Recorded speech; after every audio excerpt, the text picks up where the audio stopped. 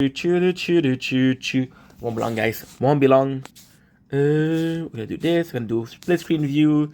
We're gonna do this. We're gonna do freaking miroir. Tell me who's to blame. Oh, I'm recording. I'm sorry. We're doing Family Vi. is So important. what we're gonna do is an intro because we need an intro. Don't blink, it's your blink. Welcome to the show. Guys are doing well. Kids are having a wonderful day on this 18th November 2024. Playing Tokyo Ghoul Revenger of Soul, but we're also reacting to something. So yesterday I was reacting to a video that was a more complex video. See, from the very beginning, I've been reacting to videos that are a couple minutes long or a couple of about a specific concept, and I didn't really go into details with videos. For example, I'm gonna this person. Oh, I forgot to subscribe. I'm subscribed to her on the main account. This is a gaming account, by the way. But yeah, so I really wanted to touch base with a channel like this one. Look at this. This is absolutely phenomenal. She's shaped by the stories. She's taking every single little videos and she's taking by character. So she's doing a character analysis. And yesterday I was watching Arcane. Yes, we reacted to Story of Baga, which was phenomenal. But the Story of Baga was in my mind one of the perfect reaction. It's a perfect video to react to. So why was it a special video to react to? Again, very quickly, because we're at 21% battery. And is it too loud? Let me lower the volume of my game in the background. Also, this is listening to the conversation, so kind of cool. The Legend of Baga, which is a story of a slave and a game that I really enjoy and its way to the top, which is again a mechanic of the game, which is the Nemesis system. I'm not going to talk about it. If you want to know what it is, check out the video. But it was a narrative based on a game. So I was watching Arcane yesterday, right? And the funny thing is, I did the Story of Baga, not thinking about Arcane, knowing that Arcane was going to come out the next day. And I did love Arc 2 of Season 2 of Arcane, but I was left wondering a lot of things. There's a lot of things that I couldn't even understand. There's a lot of things that I was like, okay, well, what is this supposed to mean? Like, for example, right? I was watching and I didn't even know that Vanders was the real father. I thought he was an adoptive father, but I completely missed that. And ultimately speaking, this is possibly because I'm not the most perspective, I'm not the most. I'm not the best. What is a good word to use? I'm not the best inspector. I'm not the most. I don't get small details, but it's also a fact of okay. Well, you have the story, and I wanted to see more of the character of Arcane because once again, I don't play League of Legends. I played a little bit League of Legends, but not enough for me to know what's up. However, of course, there is something that meant a lot to me. And that something that meant a lot to me was that people really paid attention to the character. And the show Arcane, if anything, is a show about characters and now they're surviving on the top side or in the slum, right? I'm missing one item, but I don't know where you are. Let's go. Perfect. I found you. I found you. So we'll be watching a video by a person going by the name of Shape by these stories, which is so far I saw one video from them, right? I want to get more information on Arcane. I saw this video that was like, you're talking about Arcane 1, but you're also talking about the story behind the character, which is super important. Like, okay, I'm gonna give it a chance. You know what? It's gonna be fun. I want to give it a chance. We watched a video, and that video was about Vi. So I watched a little bit of it, and I fell in love with the content. So what I want to do is watch the same video, but this time pay more attention and do a classic react. So once again, if you don't follow Shaped by these stories, please do. She sounds super sweet. She sounds like somebody that knows what she's talking about. A lot of passion. She does some cyberpunk content. She does some League of Legends content. But both of these, it's gaming content. So checking out the characters of game. And the character of games are as important as the character in the movie. A good game has a good narrative. And a good narrative is shaped by people. So we're gonna be let's check it out. Your opponent framing was terribly flawed. Not possible to have only one cat. I love the idea that Powders has always been looking into the void, as you say, always sitting on the edge of overwhelming emotion, only to be comforted by V. It's so good And at I don't. It's good at planting the seed that would become her eventual downfall. I kind of like watching comments because it's like this video is an opinion. I don't know shit about Arcane. I know a lot about Cyberpunk, but this is so cool. The Sun tales of revealing that Powder kept Vi alive in jail. The last thing she saw in episode 3 was Silkos, the man who said he would kill her whole family, standing next to Powder with a knife in his hand. Shotty killed her. She even tells Kat that in episode 6 that she believes her sister died. What kept her going is revenge, or her hate for Silkos. Is blaming Z. That's why she can't understand Jinx and compromise with the council, Jace, or even Caitlyn. Looking forward to her Civica analysis. How V uttered her own destruction. Arcane Season 1. I think it's also kind of cool because they're talking about V. And they're not talking about V. So technically, if it was a month ago, where today would the 18th November, a month ago would have been the 18th October, and the Arcane came out November 6th. So without further ado, let's start. Mean family as in related by blood. I mean the people that a person chooses to fill their life. I want to restart. Family is important. And I don't mean family as in related by blood. I mean the people that a person chooses to fill their life with. Whether that is only one puppy, or one cat, or 10 different people, family is humanity's backbone. It's a powerful thing when you love someone so much that you would sacrifice everything for them. Why can't I not stop the video? See, I love that the first thing that she talked about in this video that is made for V. I love that the first thing that she talked about is family, because V is family extremely important. There's moment in the first season, there's moment in the second season where you can see how much you care about family. So of course you got Vi, you got Jinx. There's also this really, really, really sweet moment with Echo, when Echo is like, "Oh, you were gone. Somebody had to take over." And she was like, "Yo, I remember cleaning grease from your pants with a hose." And you can see that Echo start crying. It's just because V really cared about family. V really cared about other people, and ultimately speaking, it possibly is a trait she learned from vendors. But the fact that we're talking about family with Vi, I think it's super cool because Vi is... See, I believe a lot in the duality of Arcane, Vi and Jinx. Jinx was a person who had a family, but had to decide how to do it with her own. She saw maybe still quite a father figure, but I don't think there's as much love towards Silco that V has for Vander. And why is that important? Because Vander was V's family, you know?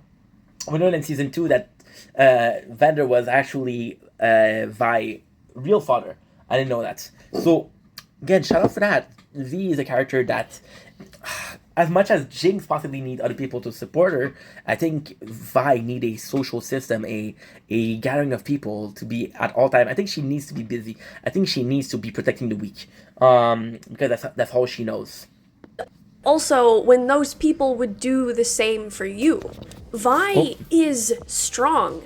Everything about her surpasses those who depend on her. Vi is strong because she has been taught that the actions and failures of others are her responsibility. Again, the pacing of this video is phenomenal. The way she's talking, the fact that she's using visual are so important. And I do like her using the visual, but I do also like her using her own facial feature. The fuck, am I video games? Her own face, her own personality. It's kind of cool if you can do a essay or a video essay, but put yourself in it. It's better. Yeah, I think so far, dude. So I stopped yesterday. I stopped at like 60 minutes because I could react to this, and there we go. Vi needs to be strong in order to carry the weight of her family, when a family is supposed to be there to carry each other. And if Vi is so determined to carry everyone, then who is left to carry her? Hello? Beautifully said. Beautifully. You're gonna stop this stream and we're gonna start another one because I have a lot to do. It is 3 o'clock in the morning, so we start the day at 12 o'clock. So we've been working for 3 hours. But I think it's super cool because yes, Vi has been told, "Don't blink, it's your brain." Welcome to part 3. We're reacting to a Vi story, so you're gonna hear me talk about Arcane, and we're gonna continue to do the chain campaign. So yes, it's gonna be fun. See, with Vi, it's a beautiful thing that she protects other people, but I think she's dependent on that. She spends so much time with other people. She spends so much time protecting them that I don't think that she cares about herself a lot, which is something we saw in season 1 and then season 2. That's pretty sad. I am Liddy, and welcome to Shaped by Stories, where we discuss how and why our favorite stories shape our own. Let's get into it. I love the vibes. Vi's first scene is her dragging herself through hell, forced to witness the horrors of war while protecting and soothing her little sister as they search the eerily quiet battlefield for their parents. She faces the hard reality of the world, so her sister doesn't have to, but she has to remain. It's nice that she said that, and even then, I didn't even notice that. You can see Jinx hiding her eyes, possibly because Vi told her, but Vi is looking dead ahead when Jinx is hiding her face, which means a lot because one chooses to confront the trouble in front of her, and the other one chooses to hide herself. The problem with this is what, like Liddy said, I do often feel like Vi isn't. I do feel like Vi is only strong because other people need to be strong. I feel like she is put in that leadership position right away. See, with Echo was nice. He's like, yo, we don't need you. But then again, almost right away, he's like, okay, well, I kind of need you, right? So Vi is always the one we can rely on, but it's hard. Composed and put together for Powder's sake. Powder is just as sensitive as her namesake. Vi has to force herself to be bold, to look Vander in the eye, to demand what she needs to know, only cracking when she sees her parents' bodies. Powder sees her big sister, who she knows as her protector, weeping, and so Powder hugs her. That's sweet, dude, that's sweet. She is sad with her. Powder, in just the way that she holds her sister, and in how she doesn't quite seem to grasp the situation at her very young age, is such an important mark of innocence. Innocence in the Undercity is non-existent. Kids are forced to grow up ridiculously fast in order to survive. When your reality is one of poverty and violence and squalor, there can be no illusions. This is directly contrasted with the children of Piltover, like Caitlyn. She got to have that age of innocence. She got to have a childhood. Vi being the classic Doflamingo from One Piece. People that live with war and people that didn't live with war have a very different perception. It sucks because the childhood being so different, there's in the upper city and the lower city, the slum, there's always going to be this this discourse. There's always going to be this duality once again. There's always going to be people that are not getting along with each other because they have different childhood. This childhood will shape you. The childhood who made you the person that you are today. If you had different childhood, chances are that you're a different person today. Now, you can understand, you can have point in common, but your values are going to change. There's a lot of videos on YouTube of asking people in wars what they would want if they could have one wish. And a lot of those people say, I want to see my brother, I want to eat some bread, I want to eat some sweets. Versus people that have kids that have not seen war and say, I want money, I want a Lamborghini. And you cannot fault those kids for thinking that because this is probably repeated pattern from their parents. But it is. And the best thing about what she says is the upper city, and it's since the childhood. So your parents were that way and your kids were that way. So what happened is this generational knowledge. For example, my father, that's not a real example, I'm just giving an example. My father was taught that, hey, don't go out in the dark, it's dangerous. So he's going to be teaching this. No, even that, I got a better example. There's this scientific experiment. Again, we're going way above all understanding in shape and form. But there's a story where they put 5 monkeys in a cage, right? And they put a banana. And every single time that the monkey goes higher to get the banana, they spray him down with a hose, right? So ultimately speaking, they know that they shouldn't go out. Now what happened is they keep one of the, they always change one of the monkeys. So the first 5 monkey will get to see the hose hitting them. The hose, it's every single monkey. So there's another monkey that come in, a new one, which is replacing one of the old one, and it goes to climb. The other monkey's like, don't do that, you're gonna get hose, right? And then what happened is they change more and more and more and more and more. And at the very end, very end, we have the 5 monkeys that are in there. They know that they cannot climb up to get the banana, but they don't know why. This is what's going on with the slum. This is what's going on with the upper city. I'm being taught by my parents to do this. I'm being taught by my parents not to do this, which is a completely different thing. My parents, I trust them. I don't know. I don't understand why. And there's also this discourse of there's two totally different society. They don't dwell with each other a lot. Even when Vi, Powder, Milo, they go in the upper city, you don't see them converse with anybody, right?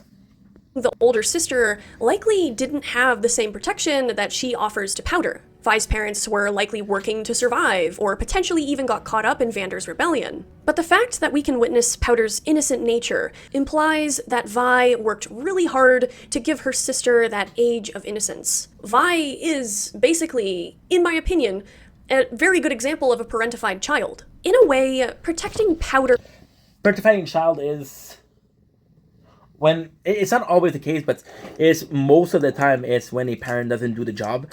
And for example, there's gonna have a parent that's very violent, and most of the time the older sibling is gonna protect them, and you say, we can't rely on that. We can't rely on the parents. So I'm gonna take care of you, and it's sucks because once again it's Vi making a sacrifice for somebody else. Was Vi protecting that remaining childlike part of herself too? Vi admits to Caitlin later on in the story that she once promised Powder that she would never let the monsters hurt her. Vi has spent so long carrying so many burdens, and with the death of her parents, there was genuinely nobody left to pick her up. I honestly believe that Vander is the first person to really pick up that weight that Vi has been shouldering, someone who offers her the love and strength and protection that she... See, this is what I love that she said that. I love that Lily said that. This is so powerful. And some shape or form, I'm getting emotional because it's an emotional story. But Vi didn't need only love. She needed someone to protect because she was so busy protecting. She was so busy protecting that she always had her guard up. With Vander being someone that she's strong, like she can rely on, she can depend on, she can finally put her guard down. And what she talked about when Lily talked about the age of innocence, she's also talking about not being able to be a child itself. She's also not able to be the kid that she wants to be. She protects Jinx in a way that, okay, you can be the child that you want to be, but she doesn't protect herself. With Vander being there, she's like, okay, well, I can finally chill. Now, is she going to be able to chill? I don't know, but it's a sense of, okay, I can depend on somebody. It's a huge thing. Has long provided for Powder. The violet is a very strong flower and it is resistant to herbicides, for instance. But as strong as a violet actually is, it is not invincible. Vander becomes that necessary... I didn't know that. ...shield for Vi as she continues to operate as Powder's shield. The last thing I want to note about the introduction of Arcane is the imagery of all those stone faces on the bridge that almost glare down on the people of the Undercity. The shots we see of enforcers, their faces hidden almost as if to erase accountability, execute unarmed and likely fleeing. It's beautiful. The fact that you always know Arcane is a beautifully story. It's a beautiful story. There's a lot of imagery. So, for example, when we see Jace and Mel have sex, and we see the Hexacon fuse with Victor, right? It's both body fusing, and in two cases you see the beauty of the higher city and the slum, how it is, right? But you always gonna miss something, and the fact that the face they're down, kind of cool. The accounting, taking away accountability also is important. I'm wearing a mask. I'm anonymous. I'm a keyboard warrior. I can say whatever I want. But if I was face, it's amazing. And again, she's talking about the most important part that she talked about is unarmed people. So there's this scene in season 2, which was after this video was made. But there's this scene in season 2 yesterday where we have the people of the slum led by Jinx who are trying to fight the people that are working for the Mother of Mel. And although there's more of them, the people that are working for the Mother of Mel have shield, they have lance, and those guys are fighting with their fists. So it's lost. It's bad. Undercity civilians as they lie on the blood-stained stone. Vi's hatred for this dehumanization and this disrespect is solidified here. You can see it in her eyes when she looks at the clear skies above the heights of Piltover. This nightmare on the bridge is all she knows of the world above them. The world that prevents the people of Zaun from living a better life. There's a bunch of stuff in there that I didn't notice myself. So it is also refreshing, and that's why I love this video, is paying attention to details.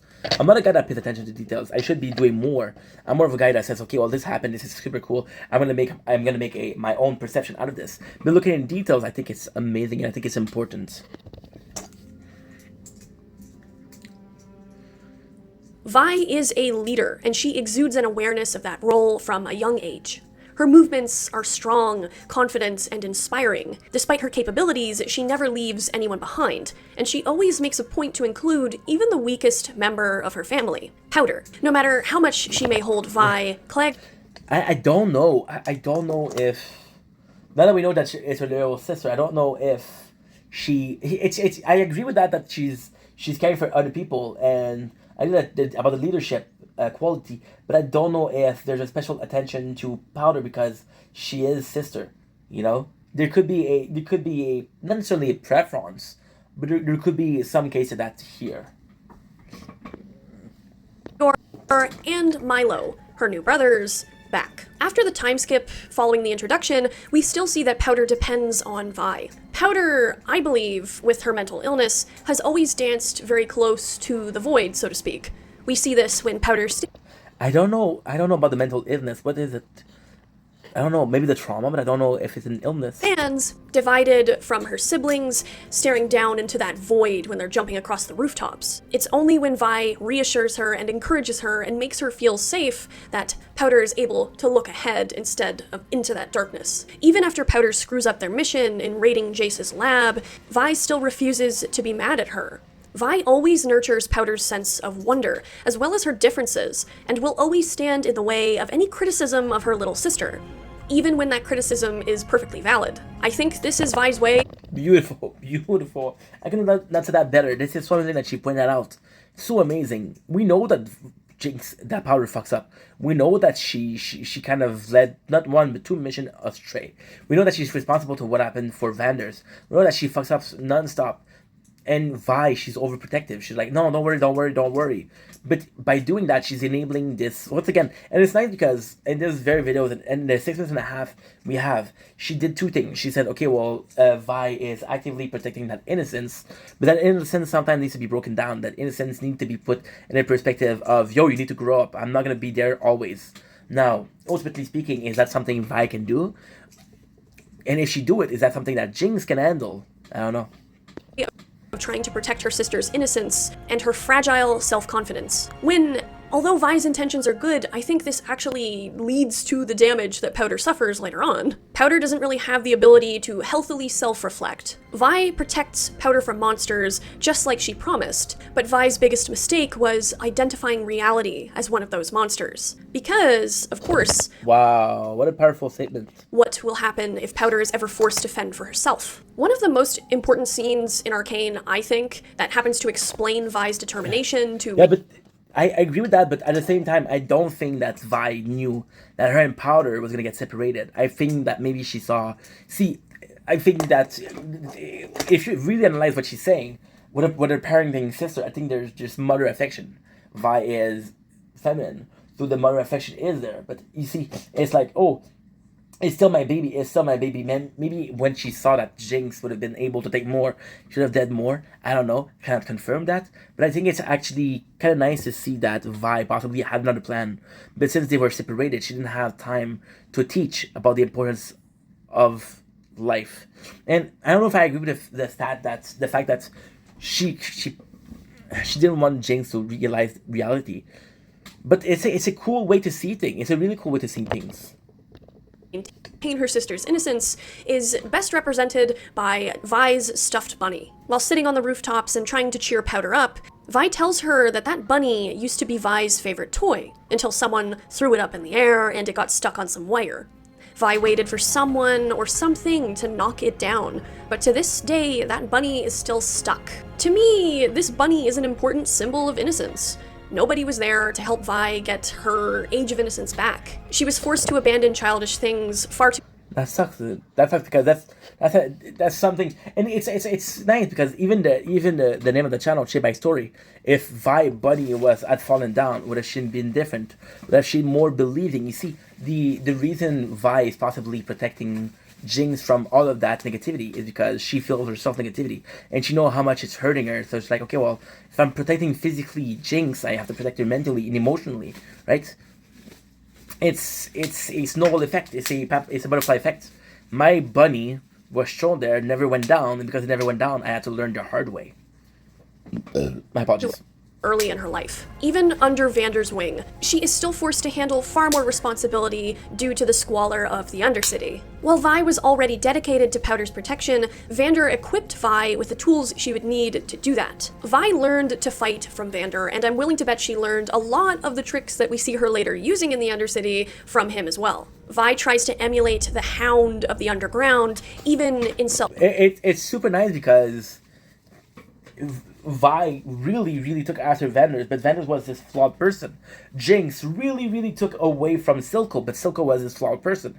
People are seeing Silco as this piece of shit, but he was in charge. People are seeing Silco as this monster, but he was able to accomplish a lot. So they're both taking as it's hard to watch this video because of season 2. Silco and Vanders used to be friends. It used to be a really good team. The classic brain and brawn. Silco was the brain, Vander was the brawn. So it's kind of nuts because if Vi is modeling herself after Vander, then she's the brawn. And if Jinx is modeling herself after Silco, she's the brain. Now, in the perfect world, yes, those two work together well. But in the perfect world, you're neither brain nor brawn. You're both. So it is something that is an important note here.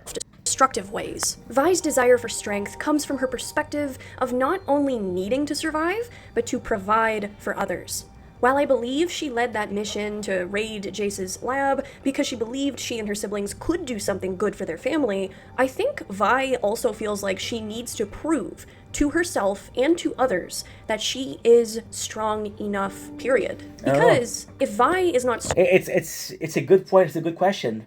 You see Vander constantly proving himself, and Vi, even though she's doing a great job, a job that she shouldn't have to do as leading, maybe, I think I didn't even think about that. I didn't even think about the need for Vi to prove that she is a capable leader, because in my opinion, personally, I think that a leader doesn't have to prove himself. A leader will be recognized as a leader because they have good leadership capability. But for a leader, if it doesn't recognize itself, that's harder. We saw in season 2, act 2, that Jinx was supposed to be the hero of the slum. And even her, she's like, no, I don't want to be the hero. I'm not able to be the hero. But then everybody else was able to tell her, yo, you're the hero. I think maybe I would have liked to see people look at Vi and tell her you're a good leader versus you're the leader. There's a very big difference between you're the leader and you're a good leader. Anybody can be a leader. And then anybody can be a dad, a father. But a very small percentage can be a good leader, and a very small percentage can be a good father. It's complicated. It's different. In her mind, she's a failure. She's still a child. Her pulling her hood up in Zaun to hide her face says a lot, both about the self-doubt she wrestles with in this brutal world, but also, I think it shows that not even Vander's kids are safe from the people of Zaun. Fatherhood genuinely changed. I would have not paid attention to that. I know that she put her hood up, but I didn't notice that. And it's kind of nuts because if you really pay attention to this, Vi is the only one in that scene to put her hood up. Why? Why she's the only one to say, yo, I need to hide my face? Changed Vander, especially considering his kids were taken under his wing after their parents were lost in the rebellion that he led. Vander's cross to bear is the loss of these people who believed in him, as well as the innocents left behind. Vander once fought to destroy what he hated, but after seeing Vi's tear-filled eyes and the reality that they reflected, he began to instead protect what he loved. Vi grew up surrounded by the inspiring stories of Vander's more rebellious youth, the stories of his freedom fighter. This is so cool. We know that Silco and Vander fought, right? But if what Liddy is saying here is true, imagine if Vander was in a position earlier to, instead of going against, wanting to protect, could have been different. There's always the biggest part of season 2 is there's a possibility that Silco and Vander could have worked together, and I always wanted to see that. Vander to me is very flawed, and it sucks seeing that because you model yourself after a flawed person. You cannot be perfect. Days inspired her in her quest for freedom from Piltover's tyranny. But the stories of the old Vander would inevitably clash with the lessons that this new, calmer, more measured Vander would try to impart upon his eldest daughter, essentially. One of Vander's most important lines to Vi, to It's so interesting because if Vi was to see the Vander as this almost perfect person, even though Vander could have been acting in a way that was not copacetic or good. She could have said, yeah, but I like the guy, so I'm going to copy him, no matter what he does, you know? Phrase is that she is a leader. People follow her, especially her siblings and even Echo. When things go south on her watch, it is her fault. And while I think this comes from Vander trying to impart to Vi caution about where she directs her power, a thing that he himself learned in one of the worst possible ways, this, if we really look at it, puts a lot of onus on a child. And while yes, understanding responsibility is a very important lesson that everybody needs to learn, but Vi is a kid and she is going to make mistakes. This moment almost sort of implies that Vi is not allowed to be imperfect. I definitely don't think that was Vander's intention. It's not Vander's fault that Zaun is a place. It is so cool to hear her say that.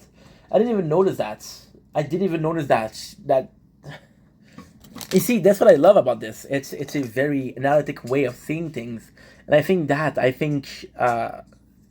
taking the time to appreciate something, it boggled my mind. I watched the season 2 act 2 yesterday, and I saw a moment, and I saw a clip, and I said I don't even remember watching that, but I did watch it. Just to pay attention to the details, or the way it was perceived, or the way I perceive it, or I understand it. So watching this about a show that I really care about is a new perspective, and it's so interesting. Where children, unfortunately, have to think beyond their years. But that being reality doesn't just make it right. A child is a child. Vi may be mature in many ways, but she still has the doubts and insecurities and needs of a 13-year-old. It's a crappy mixture she has to deal with. It's no wonder why she protects Powder like she does. The worst part here is that Vi, although she desperately wants to keep her siblings safe, especially Powder, ended up putting them all in danger by leading them out of the frying pan and into the fire. You know she feels dumb, and she probably feels... Love that expression. Into the frying pan, into the fire. Like she failed them, especially after this discussion. Like father, like daughter. Because Vander is also blinded and deeply affected by his own regrets. He doesn't want Vi to repeat his mistakes, but by putting his own guilt, his own sense of responsibility onto Vi, this plants the seeds of her self-destructive tendency to blame herself when other people do wrong. While Vander means well when he asks Vi to... Wow, this is so powerful. Imagine somebody telling you, yo, don't do this, don't do this, don't do this. And because you tell them so often not to do this, but you don't explain why, it's a shame. Again, with the thing of the monkey trying to grab the banana, constantly telling them, don't do that, don't do that, why am I not supposed to do that? Explain to me. It's a shame. Poor Vi. I feel bad about her.